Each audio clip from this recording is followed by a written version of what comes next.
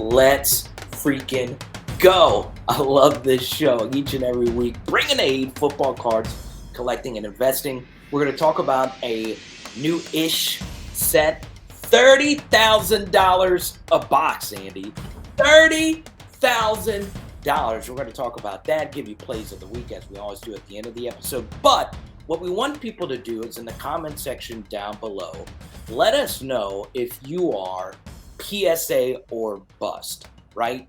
Like there's a lot of people in the hobby that only take cards in PSA slabs. Andy, you've been doing group submissions with CSG. I am not a PSA or bust guy, but please let us know if you're watching this on YouTube or if you're watching this wherever. Please, we want to know this because, Andy, the numbers are pretty staggering when it comes to the amount of cards that are graded by PSA compared to everyone else so far in 2022. Very staggering, Carter. In fact, since January of 2022, PSA has graded roughly 5.1 million cards compared to SGC grading 558,000, Beckett grading 442,000, and they did not have data from CSG at the beginning of the year. But if you look at the week-over-week numbers, you can see that CSG is grading quite a bit of cards on a monthly basis. So just looking at June of this year, PSA was at 887,000 cards graded. CSG was second place at 176,000, SGC at 100K, and BGS at 72K, which is actually, for them, that's down 18% month over month on the amount of cards that they've graded. So, I mean, you're looking at a 10 times more graded cards from PSA than any other grading company out there. Yeah, and what we want to do today is talk about slabs in general. I do see a lot of people, more so than they have in the past years, crack and sub to PSA. That seems to be one of the most popular things you'll see in the hobby is the cracking and resubmitting, and people making money off of it, cracking an HGA like 9.5 and it turning into a PSA 10. You just 10x your card, literally, by just taking that chance, right? And I didn't get in this hobby, Andy, to get gardening shears to crack plastic. But that is what people do. And, it turns out really well for them. And I think, Andy, the big thing is that Beckett has kind of lost some steam more so in these modern years in the hobby. I think so. I think Beckett has, because they've maintained this higher rate to submit, like this higher entry level submission fee, and PSA has now reopened their economy. And so when you look at how strict they are, like if it's the same amount, if it's $50 to grade with PSA and $50 to grade with Beckett, where you're more likely to get a PSA 10, Beckett 10s are extremely rare. And then a PSA 10 is still worth like 50 to 100% more than a BGS 9.5. So that's why people are going to PSA, because investors and collectors are still paying so much more for PSA 10s.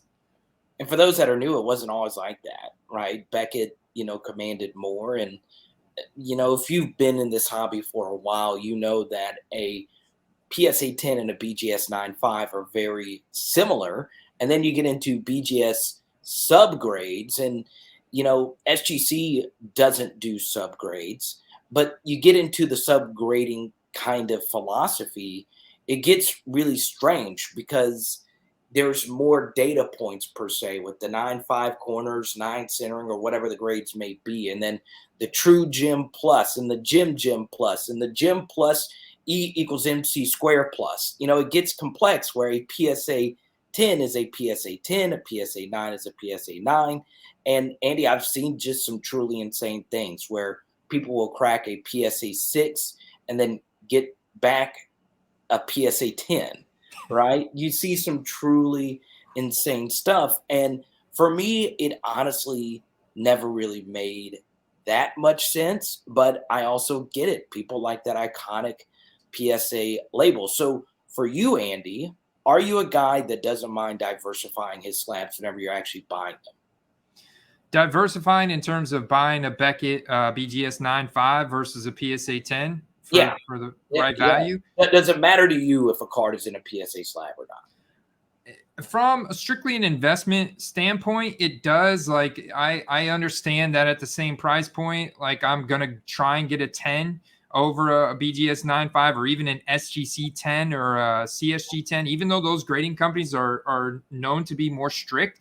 It's just, man, the PSA 10 has a higher resale value, like hands down higher resale value, and a lot of times it could be double of what an SGC 10 or a CSG 10 is selling for, even though those cards are probably in better condition because those grading companies are more strict. I think that just goes back to how many they're grading on a monthly basis as well. Like if you have a company that, I mean, I can only imagine what the staff size is at PSA these days. It's got to be hundreds of graders with how many cards they are grading. But I just think that means more inconsistency, more things falling through the cracks. I know they're using some form of AI, but I obviously it's not like 100% AI, or some of these grading companies are really using like laser light and other type of UV light technologies when they're scanning in the cards with the high res images to find the edge blemishes, the surface blemishes, and all that kind of stuff. I don't think PSA is quite to that extent.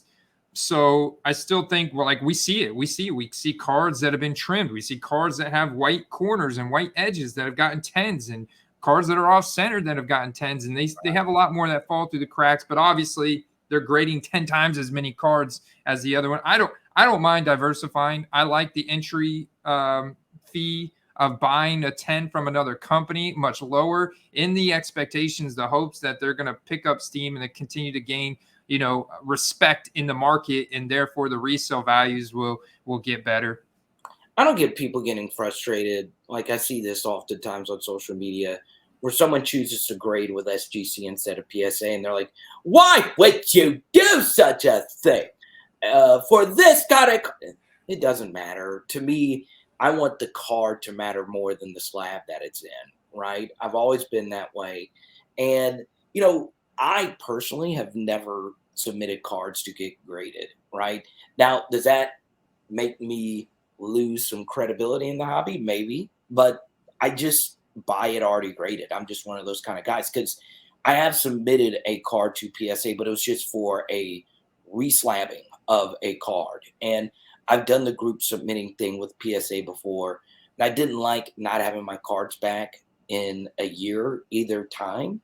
And I know, like, you could pay for different grade levels now, and for PSA, the $30 submission fee, getting in the lottery, and hopefully you get in the lottery for the chance for them to grade your card.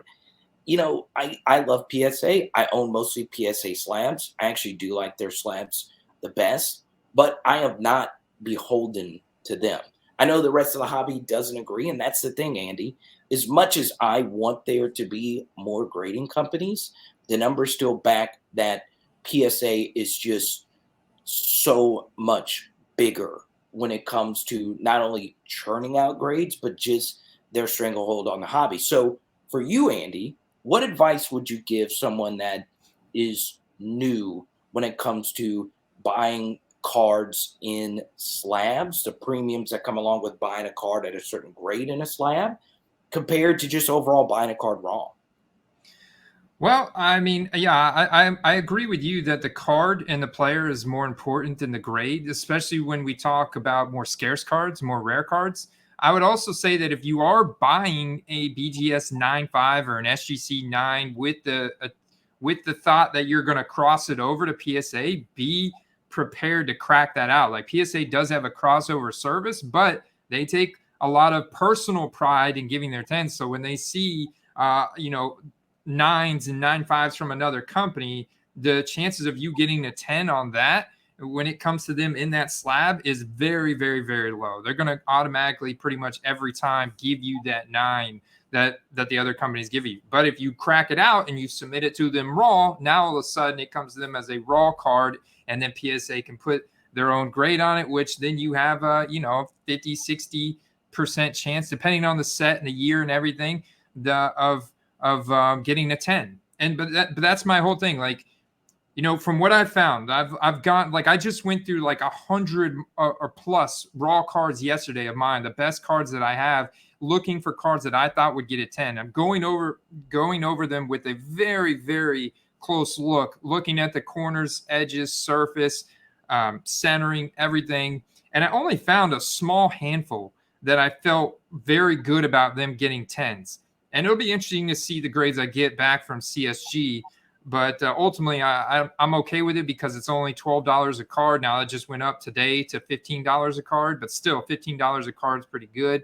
I think that just have the expectation that when you're buying raw cards on eBay, like, you definitely want to look for pictures of the cards that aren't in any type of top loader or sleeve. Like, you want to see that card raw, and so you could potentially get a good look. And because top loaders and sleeves and one touches, they have scratches on them just inherently. And so you can't really tell if that's part of the case, the top loader, or the actual card.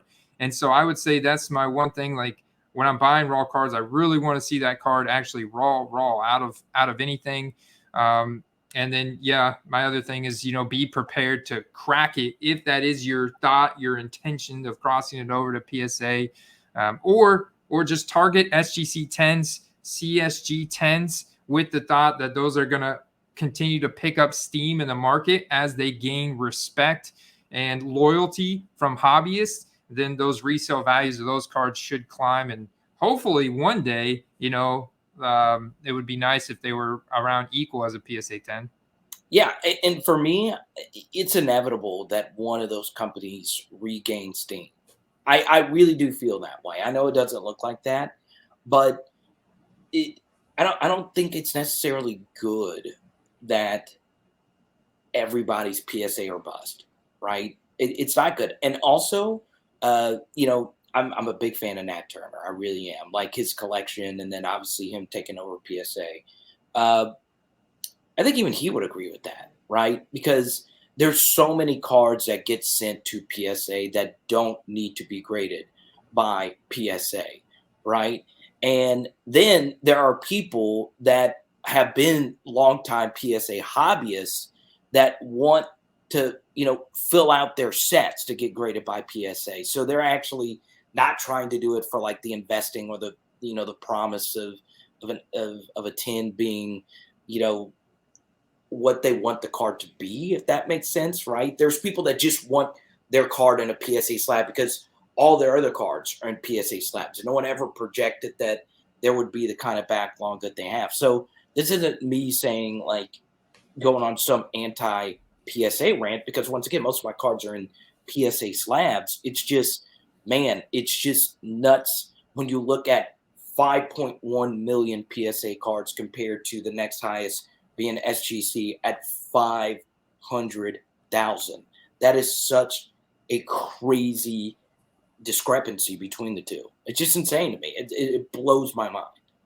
Yeah, for the right entry price point, I mean, you're always going to get the most liquidity out of a PSA 10. Like, you'll have the easiest time moving those. You'll be able to move base Donrusses of skill position players, PSA 10. You'll see somebody reaching for that because, like, that's kind of like the big thing when you first get into the hobby. I mean, there's people that made whole channels that are just PSA channels, and PSA is so hugely popular. They've been around for a long time. But, I mean, honestly, there's still such a big market for raw cards. Those still constitute like 80 to 90% transactions on eBay, like in the big scheme of things.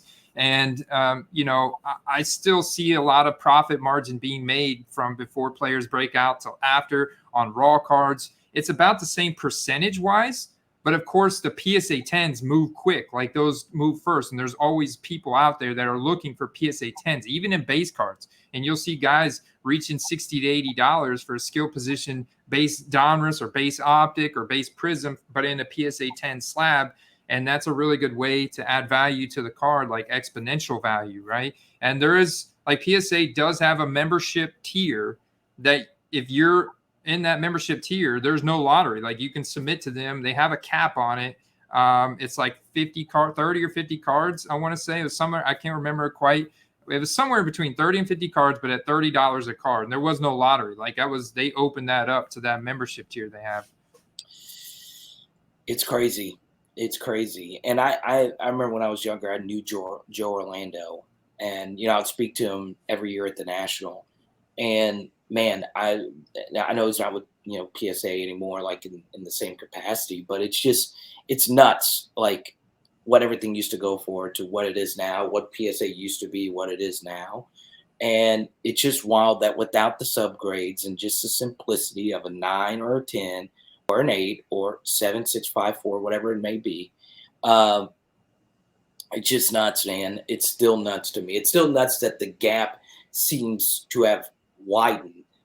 If you were to ask me how many cards would be graded up to this point, I would guess PSA would be around that number. I thought that SGC would be a little bit closer, but it's wild. So once again, get in the comment section, shoot us a message on our Discord. You can join patreon.com/football cards. We want to learn more about your grading experiences. Now, Andy, I want to get into new releases. Every episode we've done recently, part of the reason why I wanted to do the grading thing is every episode we talk about Prism.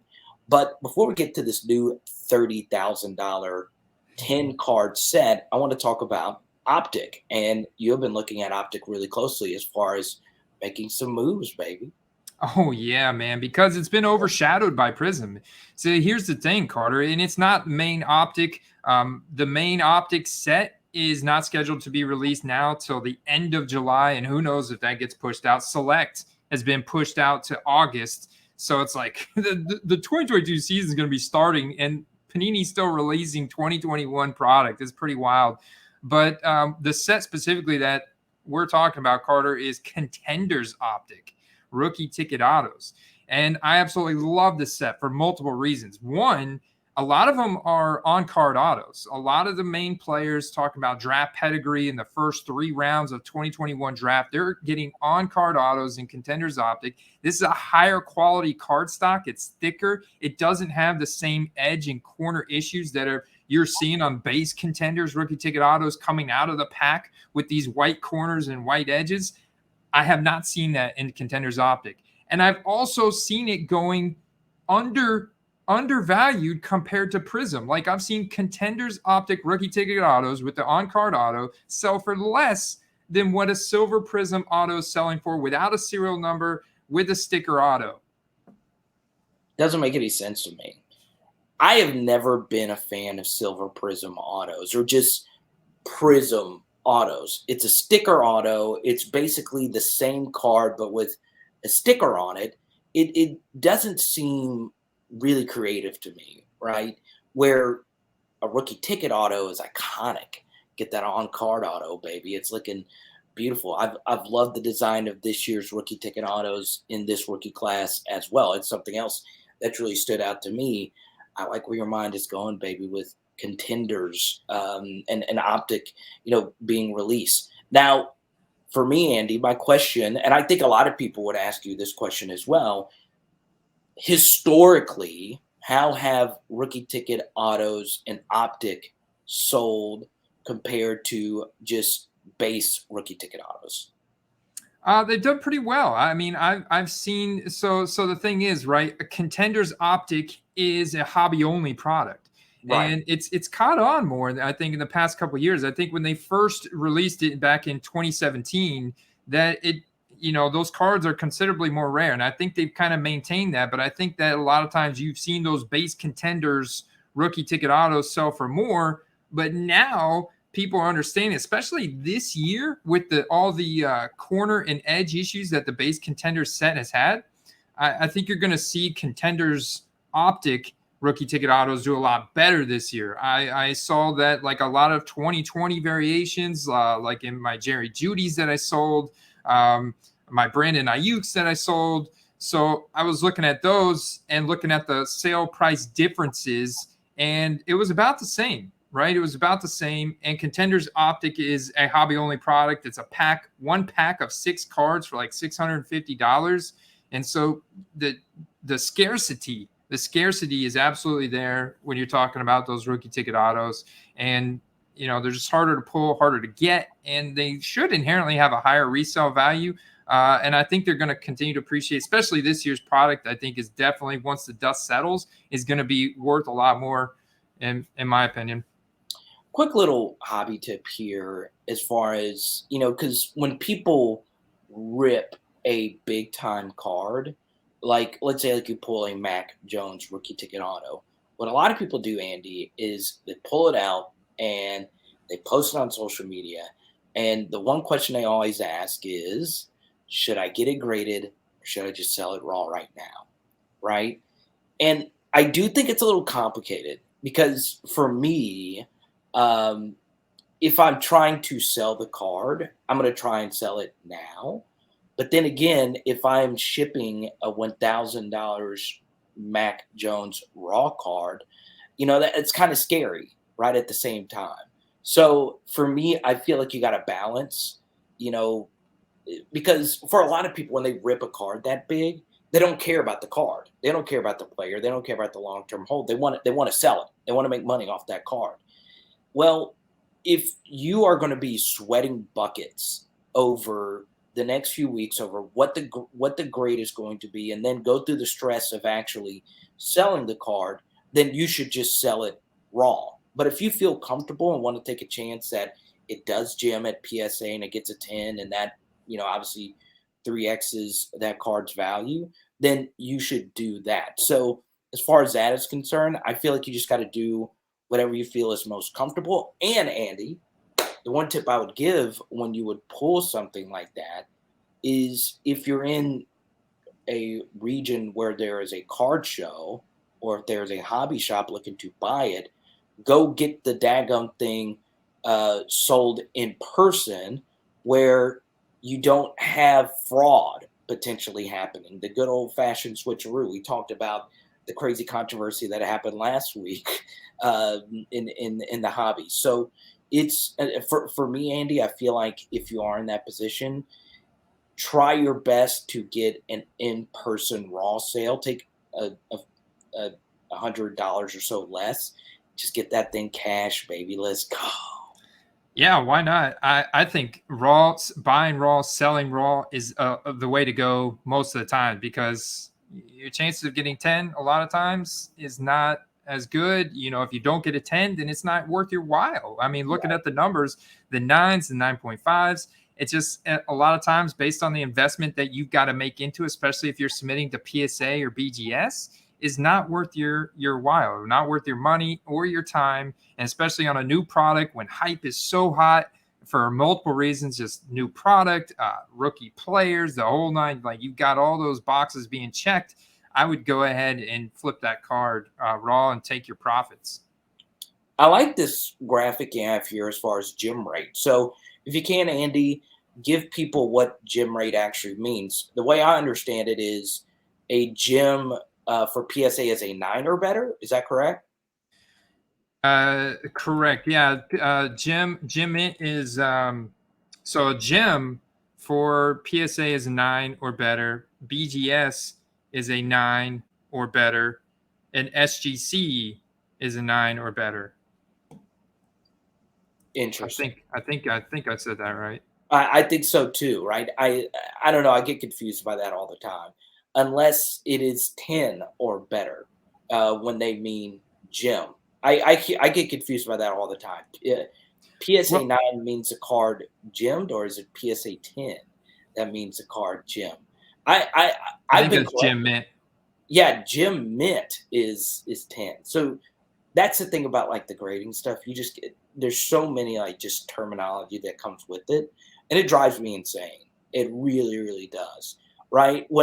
I'm not gonna lie, I had been in the hobby for a full year, and I did not know that. I knew what subgrades were. I didn't know what Gem Mint Plus meant. I had no idea. And that means that you have what, 9.5 subgrades or something like that, as far as like a BGS graded slab. It gets very confusing and complicated. So, as far as that is concerned, it is crazy. On time grading stats, for those that don't see it on YouTube, as of January 1st, PSA 37.9 million cards graded, BGS 8.3 million cards graded, and SGC 3.5 million cards graded. Absolutely insane. Wild, right? Mm, mm, mm. It's nuts, like how big a BGS 10 actually is. It still blows my mind. It really, really, really does. Uh, but there you go. If you have any grading questions, feel free to reach out to me or Andy, and we will try our best to answer it. If not, we will get someone like Michael Ham or somebody that knows more than us to answer it for you. Uh, Now we get to Panini Eminence, right? This is crazy. A 10 card a box set, all 10 cards coming in a one touch. The checklist is absolutely insane. Troy Polamalu is the least collectible player in this checklist, which is really, really crazy. And of course, when you have gold and diamonds and cards, it is really hard to get it. And the lowest price box, according to Andy's research, is $30,000 on eBay. So, Andy, your thoughts on Panini Eminence? Oh man, well, if you want the combination of investing in precious metals plus sports cards, then this is your product, right? It's so wild that it's already sold out. I can't find it through any distribution website.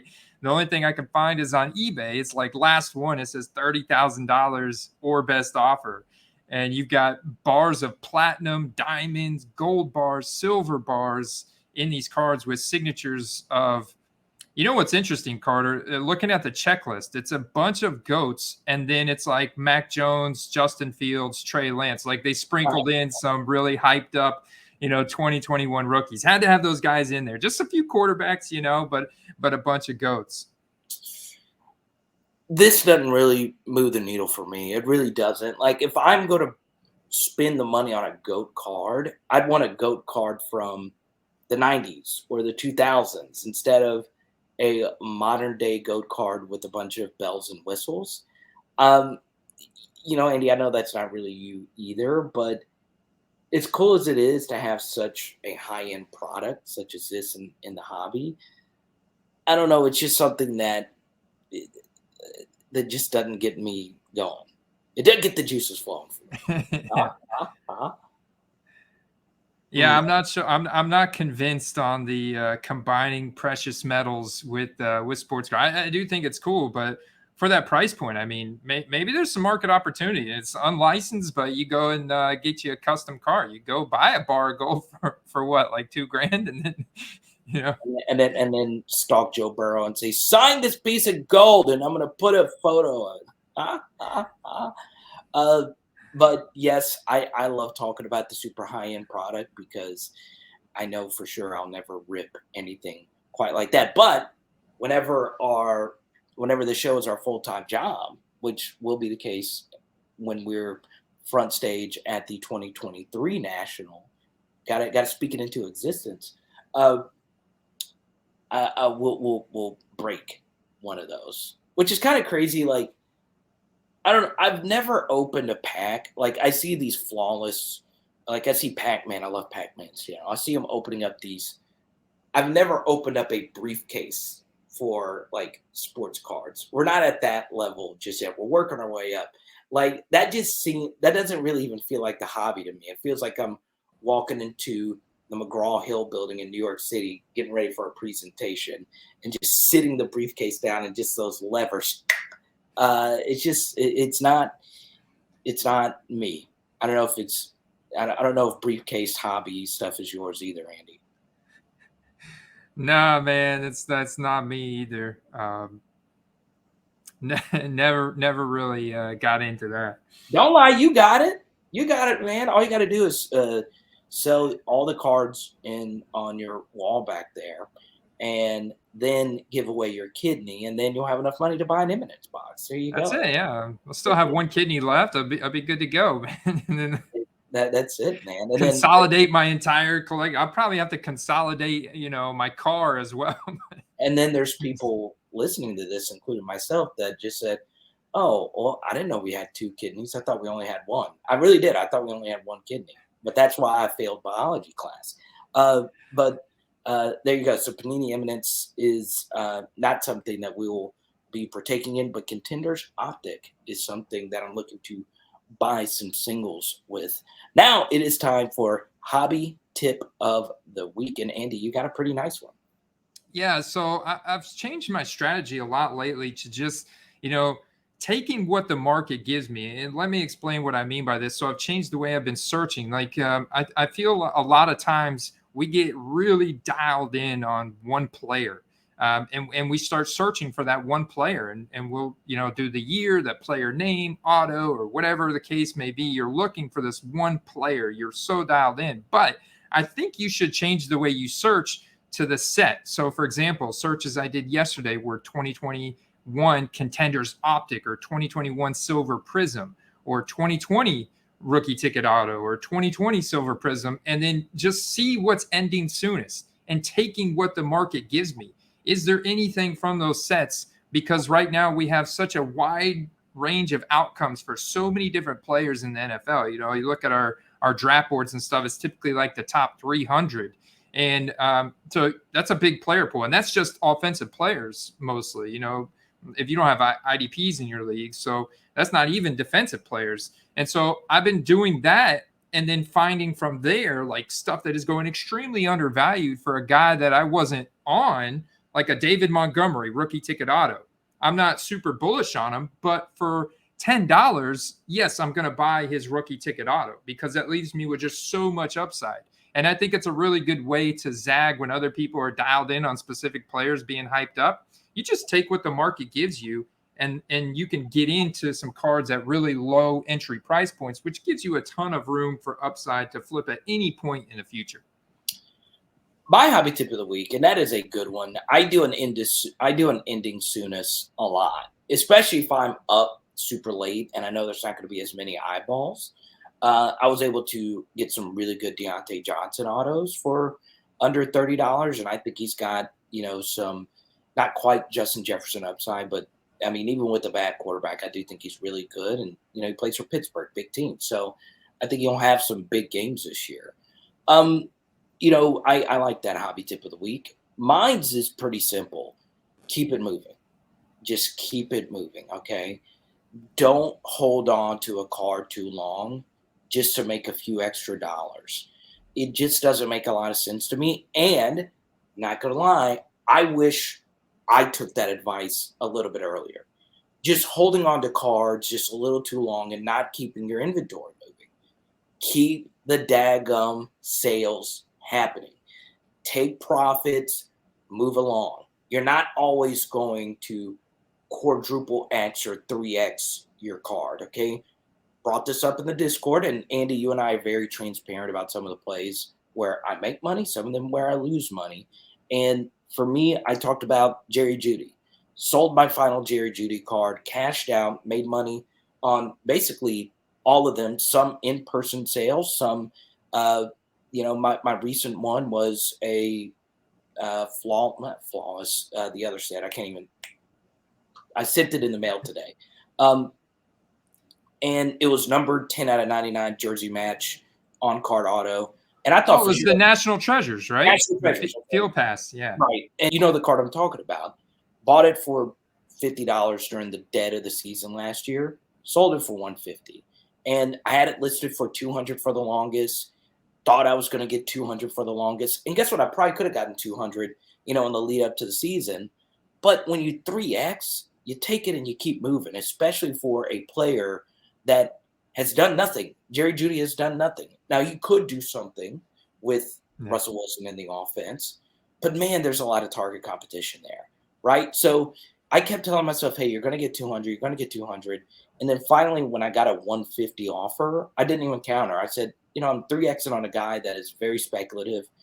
Take it and keep moving. That 150 can go into a better card, which is what I did, right? It paid for another Drew Brees card that I recently got.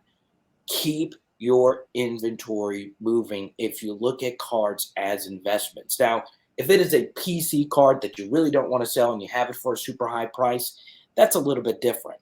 But if you are buying cards as far as investing, there's someone new in the Discord that was asking, is there anything I should know? I forgot his name. I wanted to shout him out. Just keep it moving. It's something that I learned with Roth cards. He always talks about that in his vlogs. Take what you can, move along, right? Don't get too greedy because you might miss that window. And when you miss that window, you know it. I know Hmm. you've been there before, Andy. I've been there. Yeah. I've been there before as well. I've missed a huge window before, and it's never gotten back to that level. And it was a play with Kobe Bryant, right? Keep the inventory moving. I know I've said it 1,000 times, and there you go, right there. Tua, Prime example, man. I've had this listed for 200 on eBay, and I had an offer at 150. And the guys in the Discord, a few of them, probably the guys you were talking about, were telling me to take it, keep it moving, move on, because I had plenty of profit in that. It was like over 100% profit at 150. And I said, yeah, but I wanted maybe a little bit more hype in Tua coming into the season. So if anybody out there listening or watching wants to buy a the offers stand. I'll cut you a deal 12, 13% because I'm getting more and more nervous about selling this card as we get closer to the season. I want to move it before week 1. I'm in that camp, Carter. You I did. sold me last week. I want to sell Tua before week 1. I got a lot of messages about the Tua rant last week. Very polarizing. I told you. And I was ready for it. I'm not afraid to share hobby hot takes. And we got some good messages back as far as that is concerned, which leads us to the play of the week, right?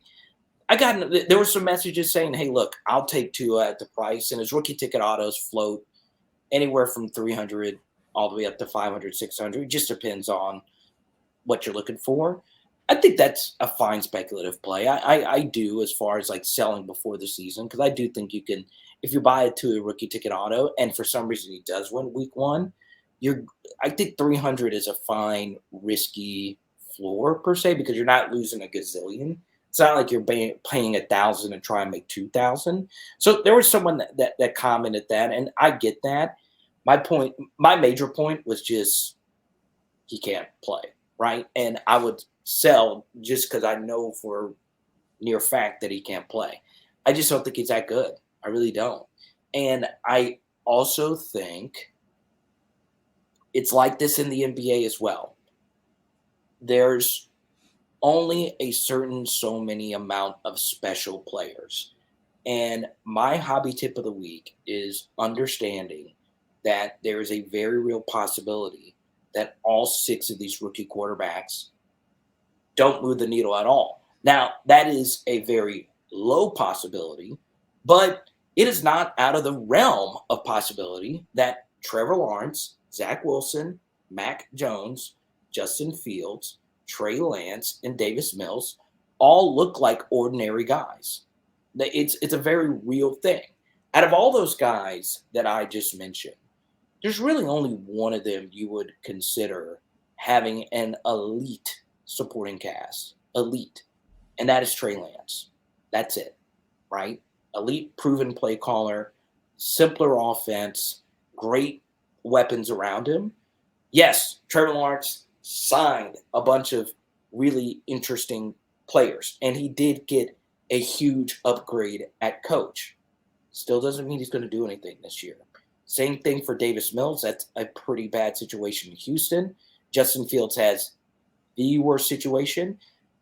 Zach Wilson plays for the Jets. Need I say any more? And Mac Jones, who are his receivers again? You're telling me I should be shivering my timbers with the sights of Kendrick Bourne and Jacoby Myers? No. So my play. And they picked up interdivision. They picked up Devontae Parker from the Dolphins. Oh my God, I gotta change. And drafted Tyquan Thornton. I gotta change my pants. Oh my goodness, Devontae Parker, really the guy that's always supposed to break out but never actually does. That's it, man. Spare me that. That one was a very puzzling pick up there. Just understand that there is a very clear quarterback hierarchy. Now, the likelihood that all 6 of them don't ever, do it. I mean, Mac Jones has already made a Pro Bowl, right? All 6 of them won't bust. One of them will, join the Burrow, Allen, Herbert tier. but it's very real that they don't. And keep that in mind when a lot of the money on those quarterback cards could be going into a Lamar Jackson card or something along those lines, right? So my hobby tip of the week, or kind of a play-ish of the week, is be careful, because there is a more real possibility that Trevor Lawrence looks like the guy last year, a lot like the guy this year as well. He might be the same guy, and him and Urban Meyer were just bad. So, Andy, for you, play of the week. Let's hear it, buddy. Yeah, man. So I'm going back to this well because, if you're really dialed in with the fantasy communities, the beat reporters, the tweets that they're putting out, Kenny Pickett is running with the threes. Like, he's not even with the second string offense or the first string offense. And Pittsburgh, like you alluded to, is a massive market. And a lot of the experts that I respect, based on everything I'm reading, looks like it's Trubisky's starting job, hands down. And there's a good chance that if Trubisky doesn't pull like some Nathan Peterman type level just disaster, that he could start the majority of this year. And they still have very good defense. Everything else going for Pittsburgh that we talked about. We like the weapons there as well. The offensive line is terrible, but Trubisky has some mobility. He's got rushing upside. And he throws a lot of those fastballs. Deontay Johnson's perfect for that, right? If he hangs on to it and stuff.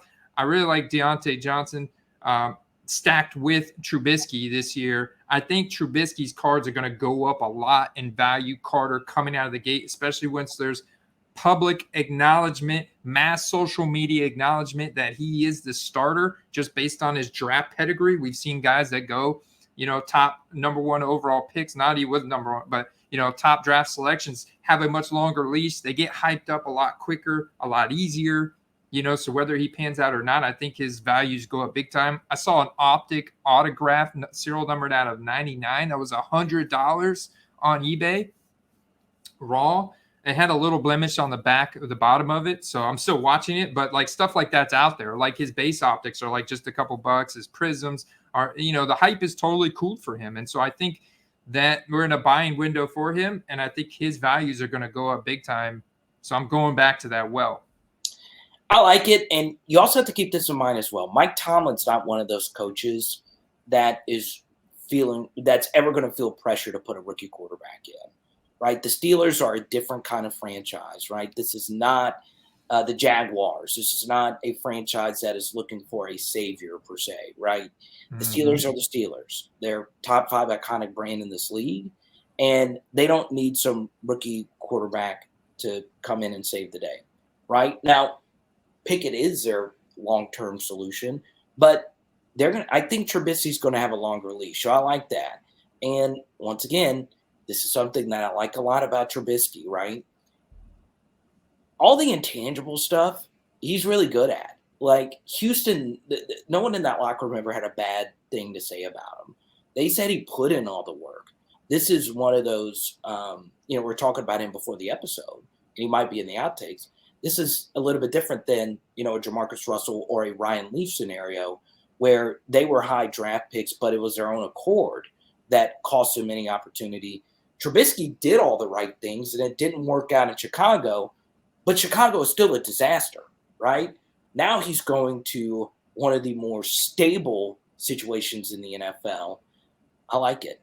After putting in the work and building that grit in Buffalo, I think Pittsburgh, like, this guy's going to be perfect for us as a bridge quarterback. Maybe, though, he can make a new name for himself. But at the very least, I think he's going to get at least 10 to 12. And that's if he doesn't play well.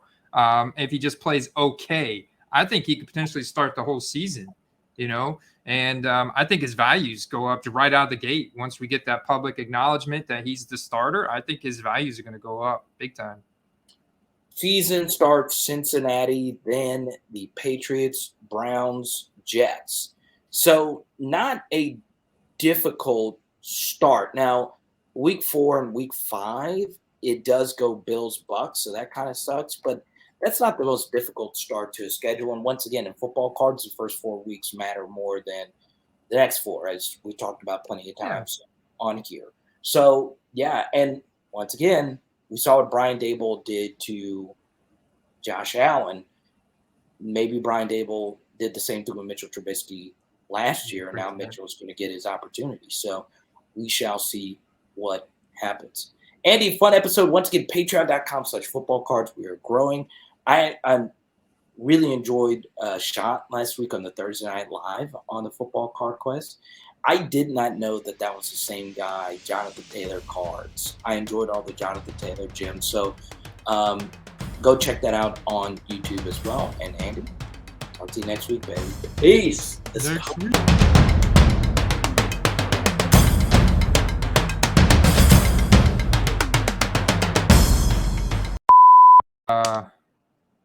Webcam utility.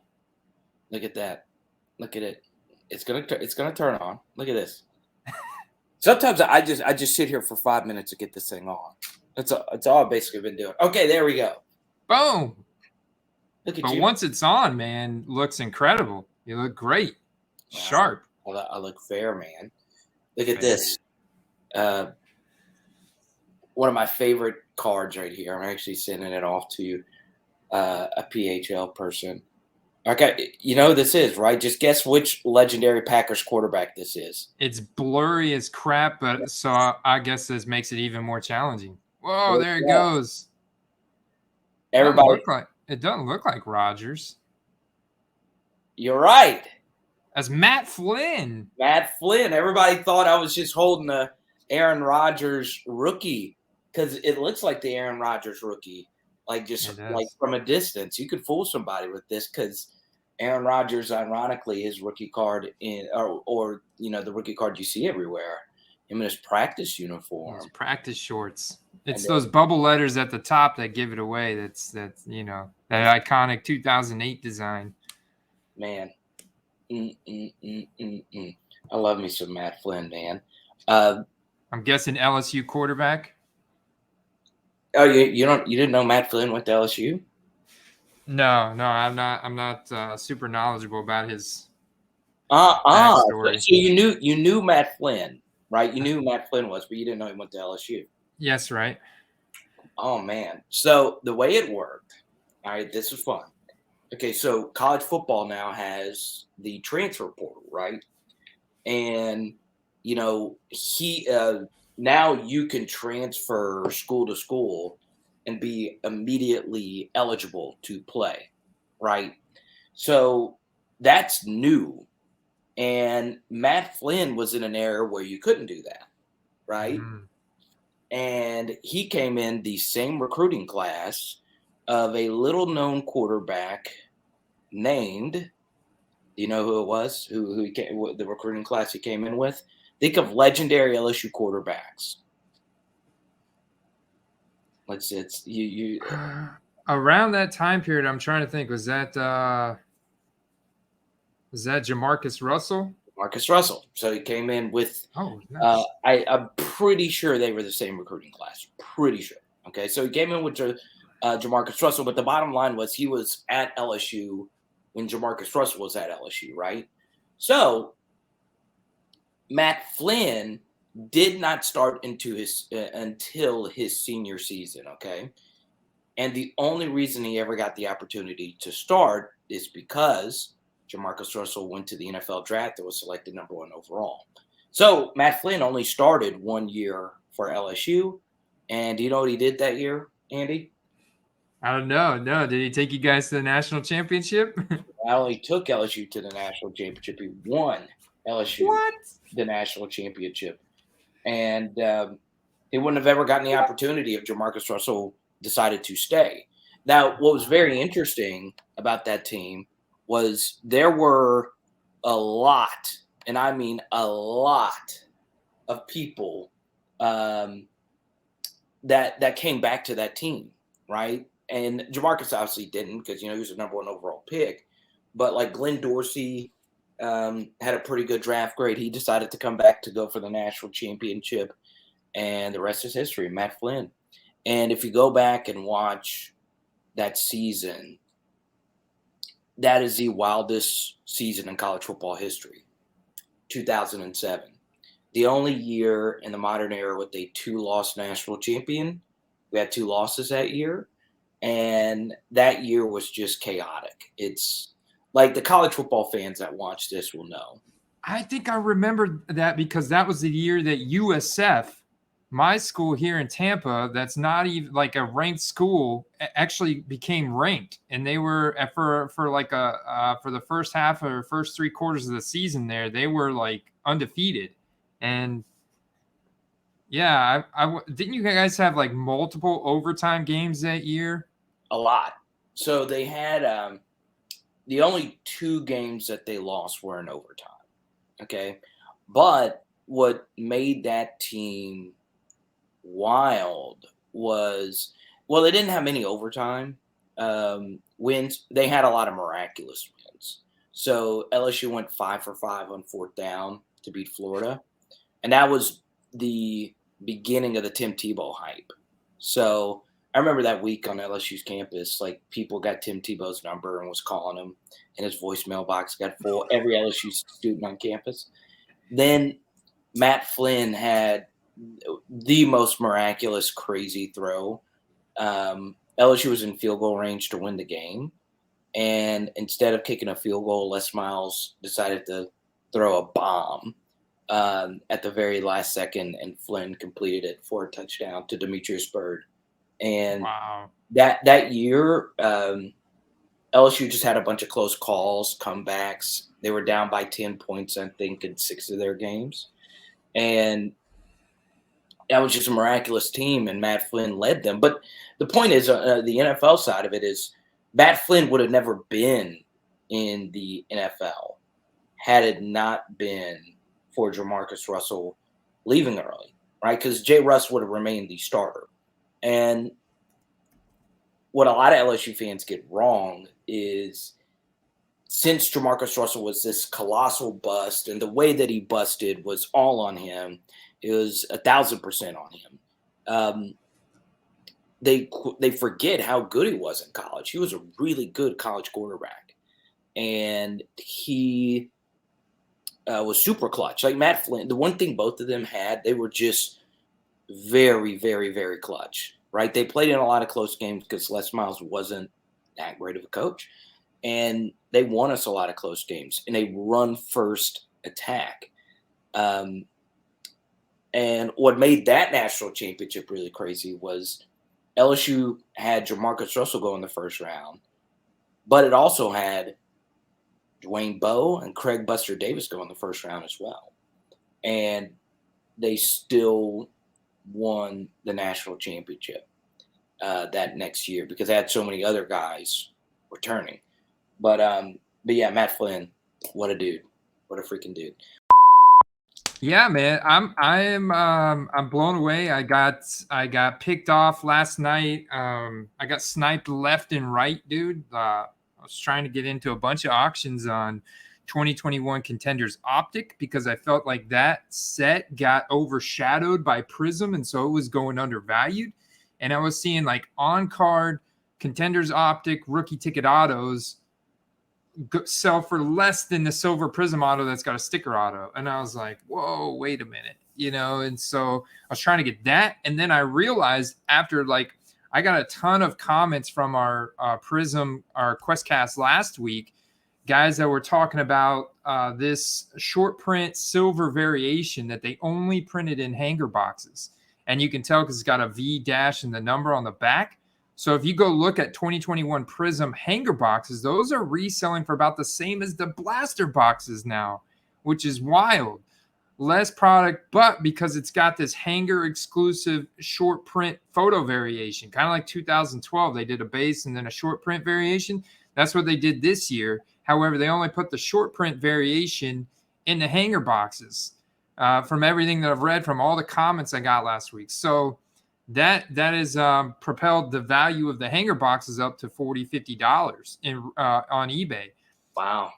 Yeah, I've seen the ETN card where the ETN card. Yeah. So what I found is that the short print variation is routinely selling for the same as or lower than what the base silver variation is. Some things that are trending, right? Sales volume has picked up big time for Julio Jones as signing rumors heat up about where he's going to land this season. Odds-on favorite are the Green Bay Packers, followed by Matt Ryan and the Colts, and then the Cowboys. So I've seen a big increase in his graded card sales this past week and Raw. And then I've seen a big pop in Adrian Peterson and Le'Veon Bell cards based on this fight that they've got scheduled now. Did you see this? Good. Yeah, it's odd. I like it. AP and Lev Bell are going to duke it out, man. This is wild in the crypto arena. That's a pretty big venue to have for that. I think this is going to be a massively hyped event, dude. When have we ever seen two NFL running backs that at their peak, like Adrian Peterson's a Hall of Famer at his peak, Lev Bell was on track to become one, but obviously he had a lot of other issues going on and never fizzled out. But I mean, this is a massively, I think, hyped event. I've never seen two NFL players get in a boxing ring. Two running backs. I'm already seeing like some polarizing opinions. Like I'm projecting AP to kick Lev Bell's ass, but I mean we'll see. Who do you think is going to win this fight? Yeah, so you would think that because Peterson's got cement hands, but so much of that just comes down to like fatigue, right? Like if they were in like a street fight and they were just throwing haymakers, you would think Adrian Peterson would win. So much of it is going to come down to like how much training you're going to do. And I would guess since Adrian Peterson played more recently in the NFL, he's going to be in better shape. But you honestly never know. Honestly, I never know. Like, I've seen his shape, man, that he's maintained like last year in the offseason. I mean, the guy's ripped. I mean, he's doing cardio every day. He's like toting monster truck tires around just for fun, like to stay in shape. I don't know, man. And Lev Bell, he had the substance abuse issues. I can't imagine that he's not partaking more often now that he's no longer in the league. But yeah, I didn't know that. I didn't know he had that after his career. I do know this, that him sitting out that full season is still the worst thing I've ever seen an agent do to a client. And what was it? He lost $14 million that year by sitting out on an offense with a more prime Ben and Antonio Brown, right? In the prime of his career. Prime of his career. Coming off of what, like a 1,500-yard season? Like, I wish that there was like a better track record of the best agents who got their clients the most money with little production compared to the agents who way undersold their client, right? Like, for instance, Freddie Freeman's agent, what he did this past offseason, Le'Veon Bell's agent, Freddie Freeman's a different sport. But then I think about the agents who really crushed it for their client, including John Wall's agent, right, who made $47 million. John Wall made $47 million for the Rockets. And people Sean Watson's agent. Sean Watson's agent, getting the $1 million this year's salary with the backloaded guaranteed, everything else is just insane. But really, the best agent of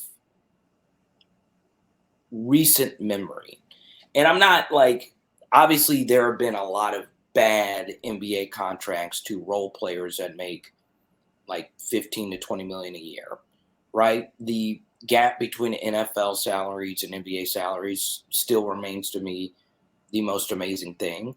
Like, the 2 seasons that Klay Thompson didn't play, the salary he made would be top 5 all-time salary at nearly, or top 10 all-time salary at every single non-QB position.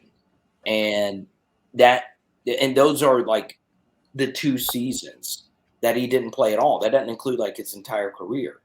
But the agent who deserves the biggest credit is Ezekiel Elliott's agent.